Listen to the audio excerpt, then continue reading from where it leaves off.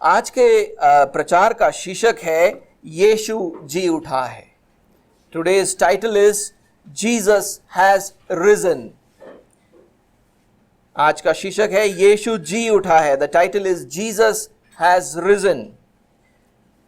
Now death is the most formidable opponent for all human beings.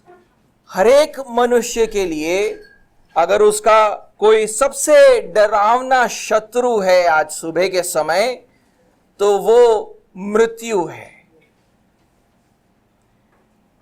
And it comes to everyone without exception. और मृत्यु हर मनुष्य के पास आता है, बिना कोई छूट के हर मनुष्य के पास मृत्यु आता है। Death comes to everyone without exception. The rich and the poor, the strong and the weak. भले अमीर हो या गरीब हो, या ताकतवर हो या कमजोर हो, सबके पास मृत्यु आता है। From an earthly perspective, we have not seen anyone rising from the dead. अगर इस संसार के रीति से हम देखें तो हमने किसी को मृत्यु से जी उठते नहीं देखा है। So when it comes to Easter Sunday and when we claim that Jesus died and rose from the dead, it might be hard to believe. आज सुबह के समय जब हम ये बोलेंगे कि हमारे प्रभु यीशु मसीह मृत्यु उन्होंने वो मरे और मृत्यु से वो जी भी उठे, तो शायद ये विश्वास करने के लिए थोड़ा मुश्किल हो सकता है। Why should we believe the testimony of the Bible about Jesus' resurrection? हम बाइबल की जो गवाही है कि यीशु मसीह मृत्यु से जी उठा, उस पर क्यों विश्वास करें? Here is one reason why you should believe. मैं आपको एक पहला कारण देना चाहता हूं क्यों आपको इसके ऊपर विश्वास करना चाहिए। On the original Easter Sunday, the Bible tells us that three women, Mary Magdalene, Mary the mother of James, and Salome were the first witnesses to Jesus' resurrection from the dead. Bible हमें कहता है कि उस दिन सुबह तीन स्त्रियां, मरियम मगदलिनी और याकूब की माता मरियम और सलोमी, ये तीन स्त्रियां वो पहले गवाह थे यीशु मसीह के पुनरुत्थान के। Do you know that Jews never took the testimony of women as valid in deciding religious issues?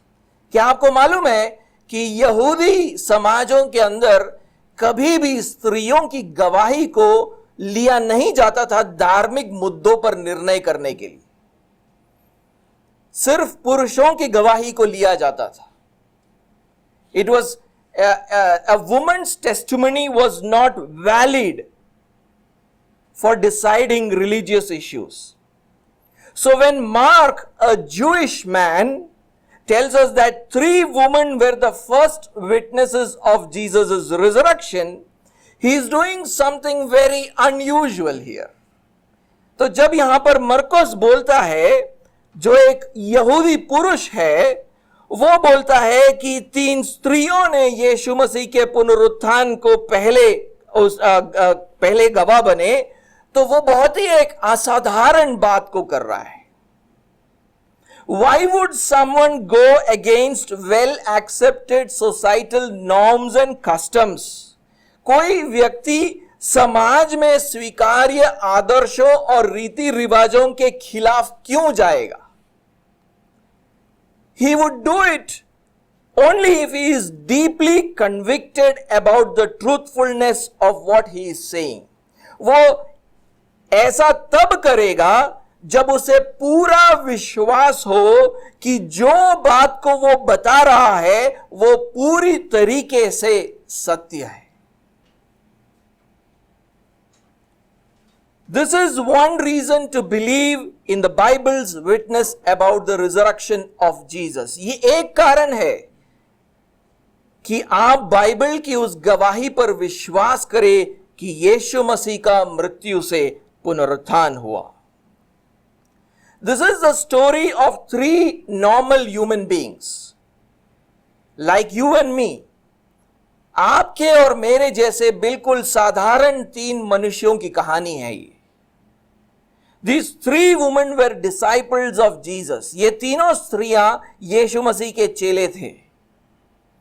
And they traveled with Jesus all the way from Galilee in northern Israel to Jerusalem in the south. ये तीनों स्त्रियों ने यीशु मसीह के साथ सफर किया था Israel के उत्तरी प्रदेश गलील से लेकर दक्षिण में यरूशलेम तक। इन जेरूशलेम व्हाट हैपेंड? यरूशलेम में क्या हुआ? Jesus was arrested and crucified. वहां पर यीशु मसीह को पकड़वाया गया और उनको क्रूस पर चढ़ाकर मार दिया गया। Although he was their beloved teacher, these three women did not believe that Jesus will resurrect from the dead. ये तीनों स्त्रियों के लिए ये उनका प्रिय गुरु था, लेकिन उन्होंने भी ये विश्वास नहीं किया कि उनका गुरु मृत्यु से जी उठ सकता है। If they truly believed that Jesus will resurrect from the dead, then they would not come to this tomb with spices. अगर उन्होंने सच में यह विश्वास किया होता कि यीशु मसीह उनका गुरु मृत्यु से जी उठता है, तो वो कभी भी सुगंधित वस्तुओं को लेकर उसके कब्र पर नहीं आती। इसको पहले 2 आयत में लिखा गया है, देखिए उसको पढ़ते हैं। जब सबत का दिन बीत गया तो मरियम मगदलिनी और याकूब की माता मरियम और सलोमी ने सुगंधित वस्तुएं मोल ली कि आकर उस पर मले। सप्ताह के पहले दिन बड़े भोर जब सूरज निकला ही था, वे कब्र पर आई।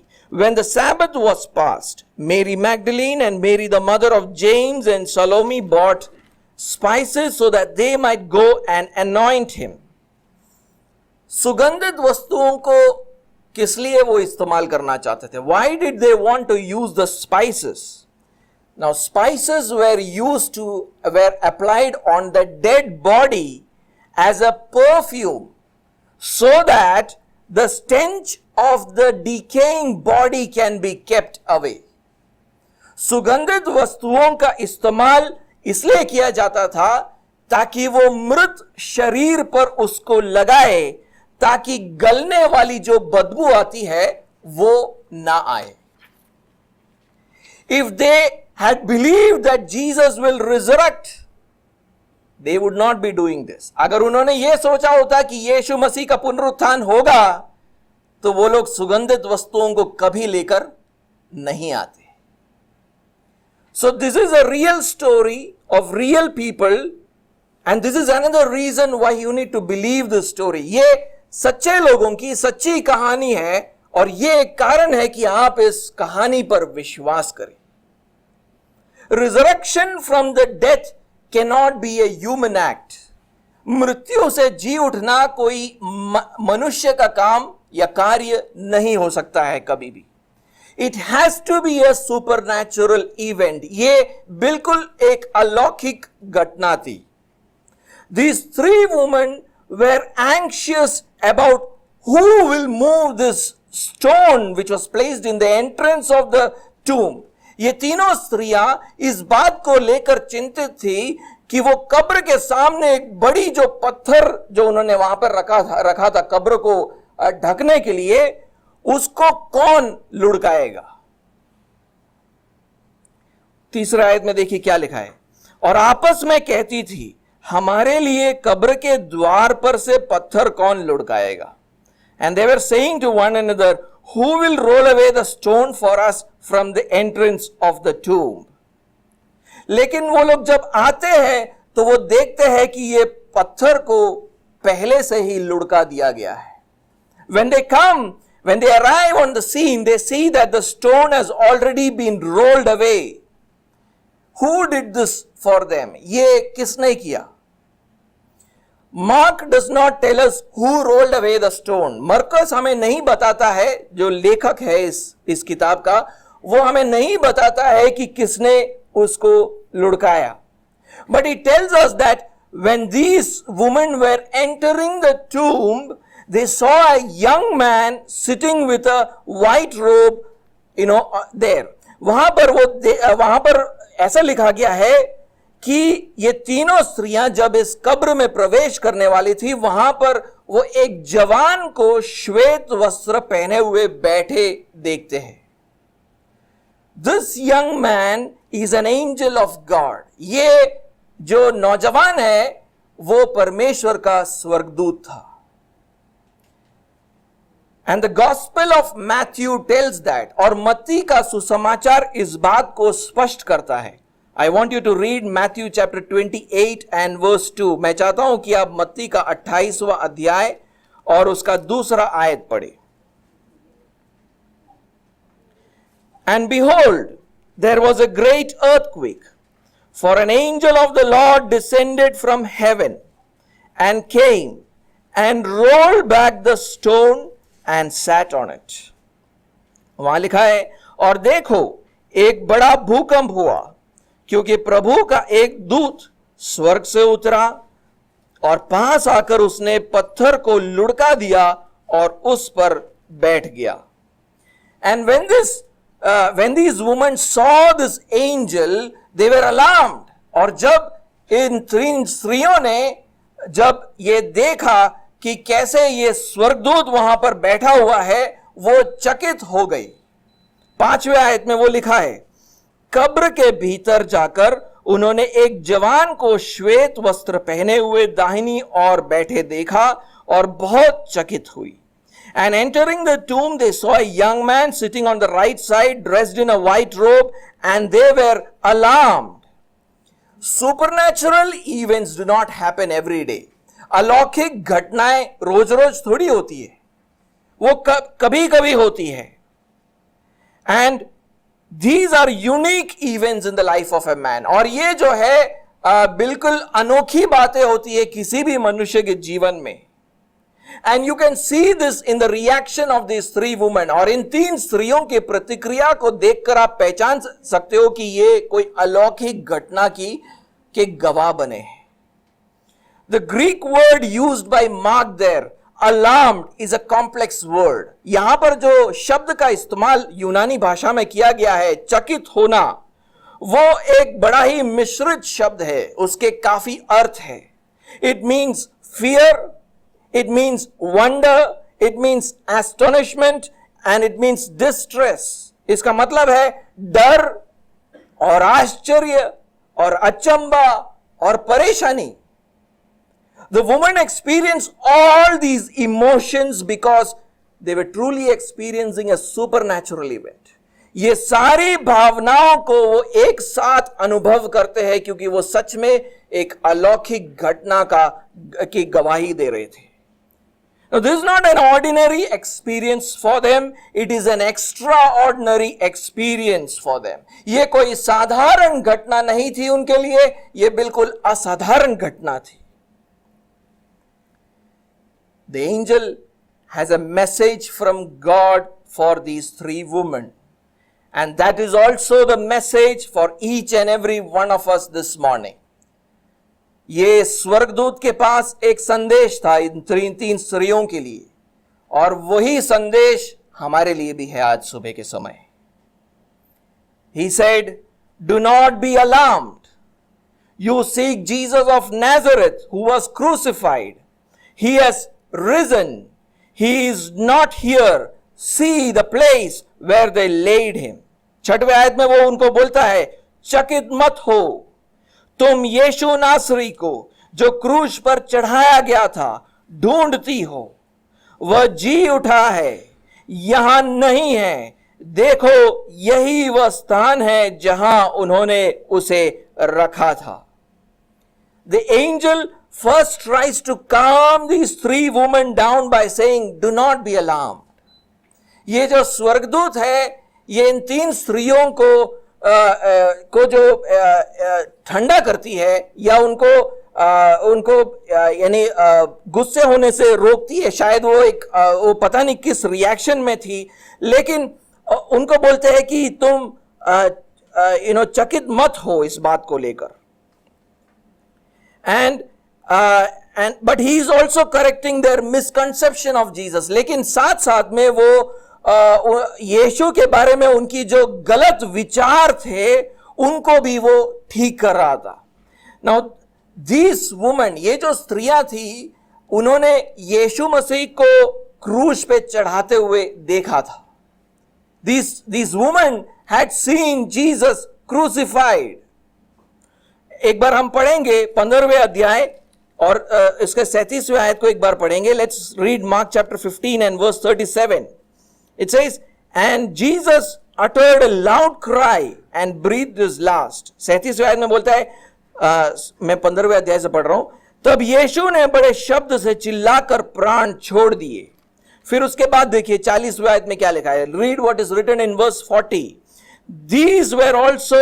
There were also women looking on from a distance, among whom were Mary Magdalene and Mary the mother of James the younger and of Joses and Salome. वो बोलते हैं कई स्त्रियां भी दूर से देख रही थी, उनमें मरियम मगदलीनी, छोटे याकूब और योसेस की माता मरियम और सलोमी थी। They had also seen him being buried in the tomb. इन तीन स्त्रियों ने यह भी देखा था कि कैसे यीशु को कब्र में रख दिया जाता है, उसके शरीर को। एक बार उसको भी हम पढ़ेंगे। हम 46वें आयत और 47वें आयत को पढ़ेंगे। We'll read verse 46 and 47. And Joseph bought a linen shroud and taking him down, wrapped him in the linen shroud and laid him in a tomb that had been cut out of the rock. And he rolled a stone against the entrance of the tomb. Mary Magdalene and Mary the mother of Joses saw where he was laid.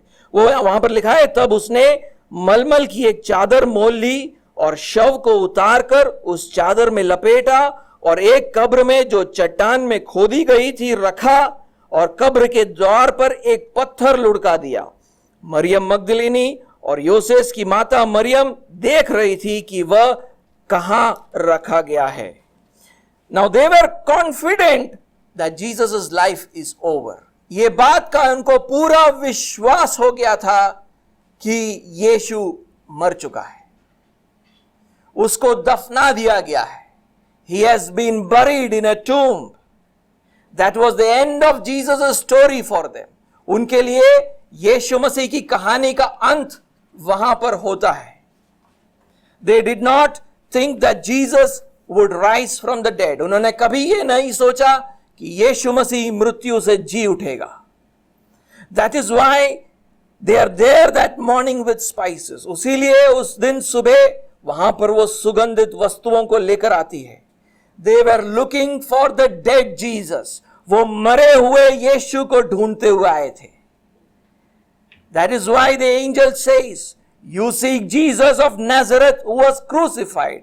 वो बोलता है उन स्वर्गदूत उन तीन स्त्रियों को उसलिए बोलता है, तुम यीशु नासरी को जो क्रूस पर चढ़ाया गया था ढूंढती हो। But there was a greater truth about Jesus which these three women were not ready for. लेकिन उससे भी एक बड़ा सत्य था जिसके लिए शायद ये तीन स्त्रियां तैयार नहीं थी। That truth that he rose from the dead. वो सत्य कि यीशु मसीह मरे हुओं में से जी उठा। The truth that he has conquered death. उस सत्य का को सुनना कि यीशु मसीह ने मृत्यु के ऊपर विजय प्राप्त किया है। That is why the angel showing them the place where he was laid says, he has risen. उसीलिए उसके जिस जगह पर उसके मृत शरीर को रखा गया था वहां पर इशारा करते हुए वो बोलता है वह जी उठा है। He was telling them, she is not here. वो बोलता है वो यहां नहीं है। He was giving them a proof of Jesus' resurrection. वो उनको सबूत दे रहा था कि यीशु मसीह मृत्यु से जी उठा है। 6वें आयत के दूसरे भाग में वो बोलता है वह जी उठा है, यहां नहीं है। देखो यही वो स्थान है जहां उन्होंने उसे रखा था। वो बोलता है, he says that he has risen, he is not here, see the place where they laid him. We see death all the time around us. हमारे चारों ओर मृत्यु को हम देखते हैं, हर दिन देखते हैं। We see old people dying, we see young people dying. हम देखते हैं कि बूढ़े लोग मरते हैं, नौजवान लोग भी मरते हैं। We do not see them rising from the dead, लेकिन हम उनको मृत्यु से कभी जी उठते नहीं देखते। This is the cold truth about death. ये वो सत्य है कि मृत्यु से कोई जी नहीं उठता।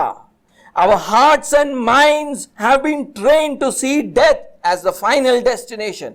हमारे जो मन है, हमारे हृदय है, उसमें ये बात को छाप दिया गया है कि मृत्यु से कोई जी उठ नहीं सकता है। But the angel calls this woman to see a new reality. लेकिन ये स्वर्गदूत इन तीन स्त्रियों को इस नए सत्य को बताता है। Here the writer of this gospel is calling us also to believe in this truth. ये किताब का लेखक हमें भी कह रहा है कि तुम भी इस सत्य पर विश्वास करो। That Jesus rose from the dead. He is the first to conquer death. वो बोलता है कि यीशु मसीह मृत्यु से जी उठा और मृत्यु से जी उठने वाला वो पहला है। Now not only these three women were victims of unbelief, ये सिर्फ ये तीन स्त्रियां नहीं थी जो अविश्वास में थी। Even the 12 disciples of Jesus had abandoned Jesus to death. ये उसके जो 12 चेले थे जो उसके साथ हर दिन घूमते थे, उन्होंने भी यीशु मसीह को मृत्यु को सौंप दिया था। The angel tells these three women to go, tell his disciples and Peter that he is going before you to Galilee. There you will see him, just as he told you. ये स्वर्गदूत उनको बोलता है, तुम जाओ और उसके चेलों और पतरस से कहो कि वह तुमसे पहले गलील को आएगा, जैसे उसने तुमसे कहा था, तुम वहीं उसे देखोगे। On the night that Jesus was going to be crucified, जिस रात को यीशु मसीह को पकड़वाया जाने वाला था और उसको फिर क्रूस पर टांग दिया जाने वाला था, उसने अपने चेलों से कहा कि जब मैं पकड़वाया जाऊंगा तुम सब मुझे छोड़कर भाग जाओगे। Jesus, on the night he was going to be arrested, tells his disciples that all of them will leave him and go when he is arrested. एक बार हम उसको पढ़े, मरकुस के 14वें अध्याय और 27वें आयत को, Mark 14 and verse 27. And Jesus said to them, you will all fall away, for it is written, I'll strike the shepherd and the sheep will be scattered. वो बोलता है, तब यीशु ने उनसे कहा, तुम सब ठोकर खाओगे, क्योंकि लिखा है, मैं रखवाले को मारूंगा और भेड़े तितर बितर हो जाएंगी। But one of his disciples, Peter, said that even though the other disciples run away, but I will not run away. पतरस एक उनका चेला था, वो बोलता है, तेरे बाकी सारे चेले क्यों न तुझे त्याग दे, लेकिन मैं तुझे कभी नहीं त्यागूंगा। उसको भी पढ़ते 29वें आयत में, वहीं पढ़े मरकुस के 14वें अध्याय और 29वें आयत में, verse 29 and chapter 14. Peter said to him, even though they all fall away, I will not. पतरस ने उससे कहा, यदि सब ठोकर खाए तो खाए, पर मैं ठोकर नहीं खाऊंगा। But Jesus said that he will deny him 3 times. वो यीशु मसीह उस पतरस को बोलता है कि तू 3 बार तू मुझसे मुकर जाएगा।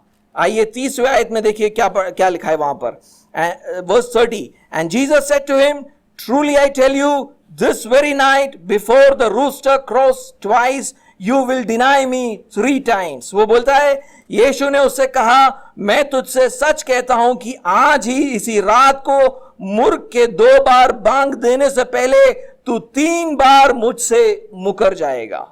And it happened exactly as he said. all the disciples left him and fled. और जैसे यीशु मसीह ने कहा वैसा ही हुआ, उसके सारे चेले उसको छोड़कर भाग गए थे.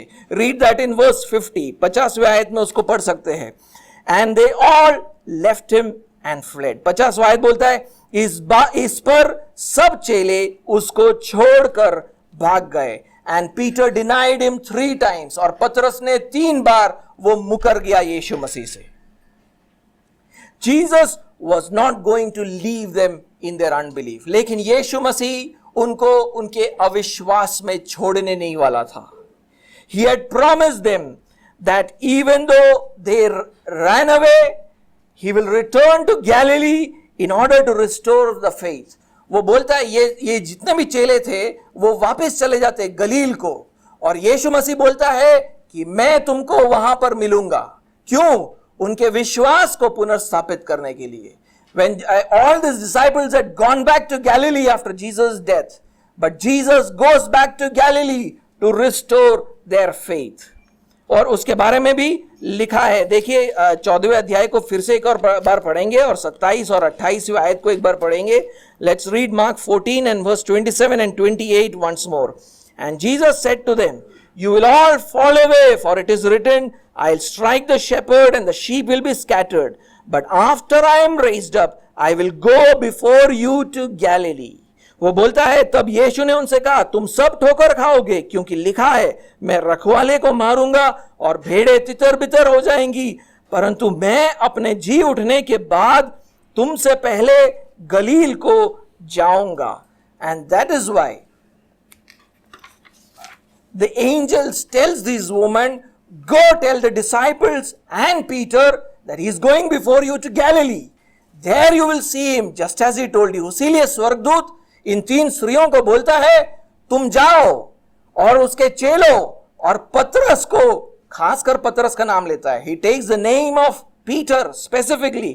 बोलता है तुमसे पहले वो गलील को जाएगा, जैसे उसने तुमसे कहा था तुम वहीं उसे देखोगे.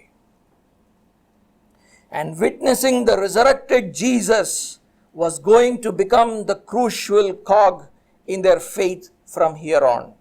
अब यहां से पुनरुत्थान पाए हुए यीशु को देखना उनके विश्वास के लिए एक बहुत बड़ा परिवर्तन लेकर आता है. उनके विश्वास का स्तंभ बन जाता है पुनरुत्थान पाए हुए यीशु को देखना. The resurrection of Jesus becomes the pillar of their faith. पहले कुरिन्थी 15वें अध्याय 3 आयत से 8वें आयत में पौलुस बोलता है कैसे यीशु अपने चेलों के सामने प्रत्यक्ष होता है. पुनरुत्थान पाए यीशु और 500 लोगों को दिखता है वो, और उसमें से ज्यादातर लोग उस समय जीवित थे. There Paul tells how Jesus appeared to his 12 disciples and to more than 500 people, most of whom were alive at that time. एक बार उसको पढ़े. पहला कुरिन्थी 15वां अध्याय 3 आयत से लेकर 8वां आयत. 1 Corinthians chapter 15 and verse 3 to 8. 3 आयत से 8वां आयत. 1 Corinthians 15, 3 to 8. पहला कुरिन्थी 12वां अध्याय 3 आयत से 8वां आयत. For I delivered to you as of first importance what I also received, that Christ died for our sins in accordance with the scriptures, that he was buried, that he was raised on the 3rd day in accordance with the scriptures, and that he appeared to Cephas, then to the 12. Then he appeared to more than 500 brothers at one time, most of whom are still alive, though some have fallen asleep. Then he appeared to James, then to all the apostles. Last of all, as to one untimely born, he appeared also to me. वो बोलता है इसी कारण मैंने सबसे पहले तुम्हें वही बात पहुंचा दी जो मुझे पहुंची थी, कि पवित्र शास्त्र के वचन के अनुसार यीशु मसीह हमारे पापों के लिए मरा और गाड़ा गया, और पवित्र शास्त्र के अनुसार तीसरे दिन वो जी उठा, और कैफा को तब 12 को दिखाई दिया। फिर वह 500 से अधिक भाइयों को एक साथ दिखाई दिया, जिनमें से बहुत से अब तक जीवित है पर कुछ सो गए। पर वह याकूब को दिखाई दिया, तब सब प्रेरितों को दिखाई दिया। सबके बाद मुझको भी दिखाई दिया, जो मानो अधूरे दिनों का जन्मा हो। Those who saw the risen Jesus wrote the New Testament Bible so that through their witness we might believe this truth. जिन लोगों ने पुनरुत्थान पाए हुए यीशु को देखा, उन्होंने नया नियम लिखा है, या उनकी गवाही से यह लिखा गया है, ताकि आप भी विश्वास करो कि यीशु मसीह मृत्यु से जी उठाए। वहां पर 11वें आयत को पढ़ेंगे। Let us read verse 11। वहां ऐसा लिखा है, whether then it was I or they, so we preach and so you believed. वो लिखा है, इसलिए चाहे मैं हूं चाहे वो हो, हम यही प्रचार करते हैं और इसी पर तुमने भी विश्वास किया है। When the disciples saw the resurrected Jesus, it completely changed them. जब यीशु मसीह के चेलों ने जब पुनरुत्थान पाए हुए यीशु को देखा, तो उनका जीवन पूरी तरीके से परिवर्तित हो गया। They become bold witnesses of resurrected Jesus. वो बिल्कुल साहसी गवाह बन गए ये पुनरुत्थान पाए हुए यीशु की। They began to preach him boldly. वो उसका प्रचार बड़े साहस के साथ करते थे। I want you to read Acts chapter 4 and verse 33. मैं चाहता हूं कि प्रेरितों के कृत्य 4 अध्याय और उसका 33वां आयत पढ़े। And with great power the apostles were giving their testimony to the resurrection of the Lord Jesus, and great grace was upon them all. वहां लिखा है, प्रेरित बड़ी सामर्थ से प्रभु यीशु के जी उठने की गवाही देते रहे और उन सब पर बड़ा अनुग्रह हुआ। The resurrection gave credibility to everything Jesus said and did. यीशु मसीह का पुनरुत्थान उसके बातों को और उसके जीवन को विश्वसनीय बना देता है। And the disciples were not ashamed or afraid to now proclaim it. और जो उसके चेले हैं, अब वो उनमें ना कोई शर्म थी ना कोई डर था इस बात को बोलने के लिए कि यीशु मसीह मरे हुओं में से जी उठा है। They were ready to face death while proclaiming the teachings of Jesus. यीशु मसीह जी उठा है, यह संदेश पूरी दुनिया तक पहुंचाने के लिए वो मरने के लिए तैयार थे। We can also truly believe the words of the one who has risen from the dead. हम भी उसके वचनों के ऊपर विश्वास कर सकते हैं जो मृत्यु में से जी उठा है। Jesus teaches that through faith in him your sins will be forgiven and you will receive eternal life. यीशु मसीह बोलता है कि अगर ये विश्वास करते हो कि वो आपका उद्धार करता है, तो आपके सारे पाप क्षमा हो जाएंगे और आपको अनंत जीवन का दान मिलेगा। इसका मतलब है, जैसे वो मृत्यु से जी उठा, आप भी मृत्यु से जी उठोगे उसके दूसरे आगमन पर। When he comes back, that is what is going to happen. But if Jesus has not resurrected, all these promises have failed to activate. लेकिन अगर यीशु मसीह मृत्यु से नहीं जी उठा है, तो उसकी ये प्रतिज्ञाएं सारी की सारी विफल हो चुकी है। आप उसके ऊपर विश्वास नहीं कर सकते हो। अगर वो मृत्यु से नहीं जी उठा है, आप उसके ऊपर विश्वास नहीं कर सकते हो। इसी बात को पौलुस बोलता है। मेरे साथ एक बार पढ़िए 1 कोरिन्थी 15वां अध्याय और उसका 14वां आयत। I want you to read 1 Corinthians chapter 15 and verse 14. देखिए पौलुस वहां पर क्या बोलता है। He says, and if Christ has not been raised, then our preaching is in vain and your faith is in vain. वो 14वें आयत में बोलता है, यदि मसीह नहीं जी उठा तो हमारा प्रचार करना भी व्यर्थ है और तुम्हारा विश्वास भी व्यर्थ है। और 17वें 18वें आयत को भी पढ़े। Let's read 17 and 18 also. And if Christ has not been raised, your faith is futile and you are still in your sins. Then those also who have fallen asleep in Christ have perished. Means if Jesus has not resurrected from the dead, your faith is of no value. And those Christians who died thinking that they believe in Jesus, they have all perished. They have no eternal life.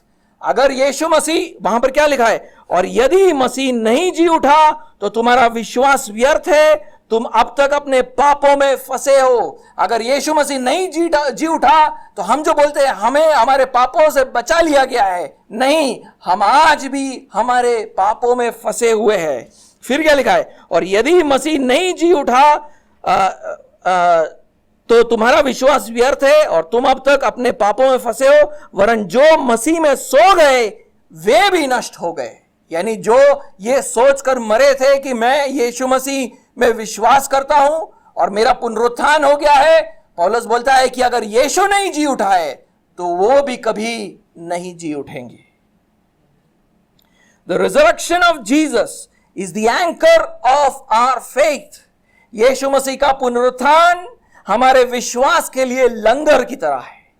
All the promises of Jesus are held together in it. यीशु मसीह की जितनी भी प्रतिज्ञाएं हैं उसको पकड़े रखता है उसका पुनरुत्थान की गवाही. उसका पुनरुत्थान उन सारी प्रतिज्ञाओं को बांध कर रखता है. पुनरुत्थान नहीं हुआ उसका तो उसकी प्रतिज्ञाओं के ऊपर आप विश्वास नहीं कर सकते हो. If he has not resurrected, then you cannot believe in his promises.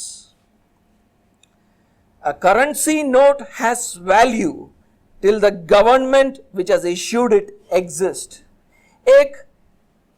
आप एक मुद्रा या आप नोट निकालो, 10 रुपए, 20 रुपए, 50 रुपए वाला, उसका मूल्य तब तक है जब तक जिस सरकार ने उसका वितरण किया है उसका अस्तित्व है. आपके 10 रुपए का मूल्य तब तक है जब तक भारत में एक सरकार है जो उसका वितरण करती है. Your 10 rupees has value till the time the government of India which issued it continues to exist. सरकार गई तो तुम्हारे पैसे का मूल्य भी गया. Once the government is gone, the value of the currency is also gone. If there is anarchy in the country, currency begins to lose its value. अगर इस देश में अराजकता फैली, कोई सरकार बची नहीं, तो आपके पैसों का कोई मूल्य नहीं है, आप उसको उड़ा सकते हो. In the same way, there is validity to the Bible because the one who spoke it is alive. ये वचन का मूल्य तब तक है जब तक उसको बोलने वाला जिंदा है. He is not dead, वो मरा नहीं है. A dead guru's teachings have no guarantee. जो गुरु अपनी शिक्षाओं को देकर मर गया, उसकी शिक्षाओं का कोई मूल्य नहीं है. He cannot teach us about salvation. वो हमें उद्धार के बारे में कुछ नहीं सिखा सकता. But if a guru is alive and he has conquered death, then there is credibility to his teachings. अगर कोई गुरु हमें उद्धार का रास्ता दिखाकर वो मृत्यु से जी उठा है, उसके शिक्षाओं का मोल है. हम उसके ऊपर विश्वास कर सकते हैं. We can believe it. We can confidently preach it. हम उसका प्रचार कर सकते हैं. The resurrection of Jesus reminds us that we can believe in him and his teachings. उसका पुनरुत्थान हमें यह बताता है कि हम उसकी शिक्षा के ऊपर विश्वास कर सकते हैं.